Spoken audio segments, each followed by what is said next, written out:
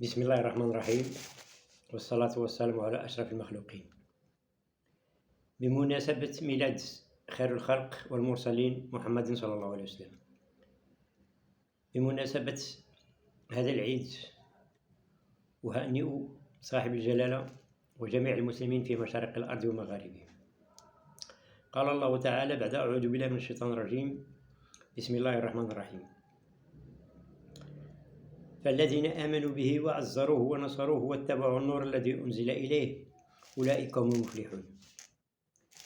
كان أبو أيوب رضي الله عنه يؤمن بنصرة رسول الله صلى الله عليه وسلم، فمنذ أن بدأت قريش غارتها على دار الهجرة بالمدينة وتجيش الجيوش لتطفئ نور الله، منذ تلك البداية احترف أبو أيوب صناعة الجهاد في سبيل الله ناصرا للإسلام.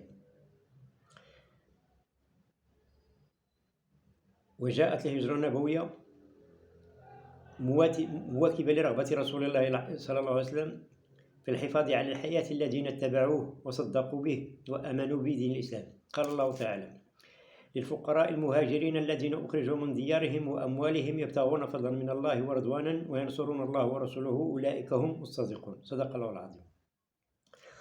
وكانت الهجرة النبوية أساس بناء الدولة الإسلامية، أهمها إقامة المسجد النبوي الذي أصبح منارا للعبادة وتكوين شخصية المسلم وتقويمها لتقوية صلة الأمة بالله عز وجل. وتعتبر الهجرة النبوية حدثا عظيما غيرت مجرى التاريخ، حيث حمل في ذلك معاني كثيرة كالشجاعة والصبر والتضحية والنصر والتوكل والاعتزاز بالله وحده ورفع راية الإسلام وتشييد دولته تحت قيادة الرشيدة لنبي الأمة محمد صلى الله عليه وسلم. والسلام عليكم.